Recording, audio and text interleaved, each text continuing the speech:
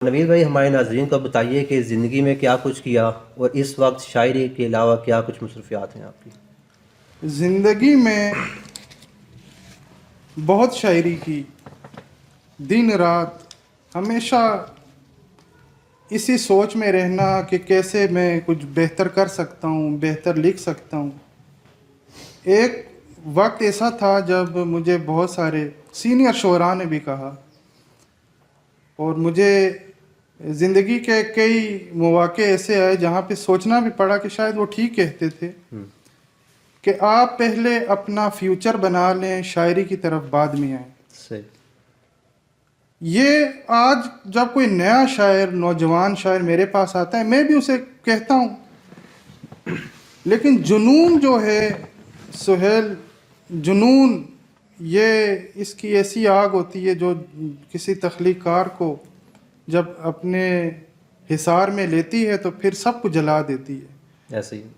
تو بہت سوچا، ہر وقت اسی تدبر میں رہنا کہ کیسے میں اپنے اظہار کو بہتر بنا سکتا ہوں، کیسے جو سلیقہ ہے دوسروں تک اپنے جذبات پہنچانے کا وہ آ سکتا ہے۔ تو ایسے زندگی میں نے کافی وقت شاعری کو دیا، نوجوانی میں بھی۔ صحیح۔ اس کے بعد شادی ہوئی، شادی کے بعد میں نوکری بھی کی میں نے، اور اس دوران جو ہے میں نے کئی حلقوں میں، ادبی حلقوں میں کام بھی کیا۔ پھر زندگی ایک نئے موڑ پر آئی، 1-2 سال تک میں بے روزگار بھی رہا، بہت سارے مسائل کا سامنا رہا، دشواریوں کا سامنا رہا۔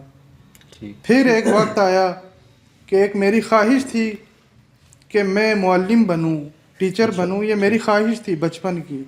اس کا بھی ایک بیک گراؤنڈ ہے، وہ اگر وقت ہوا تو بتاؤں گا۔ ساتھ بھی نہ صحیح، تو پھر زندگی رہی۔ تو پھر اللہ تعالیٰ نے میری وہ خواہش بھی پوری کی۔ میری 2011 میں ایک سفر اندھیرے میں کتاب جب آئی تو اس کے ابتدائیہ میں نے اس بات کا ذکر کیا تھا کہ میری سب سے بڑی خواہش ہے کہ میں ایک ٹیچر بنوں۔ اچھا۔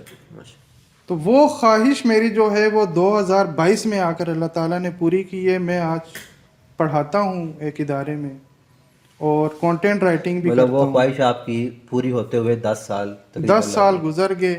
صحیح۔ بہرحال نہیں چلیں، خواہش پوری ہوئی۔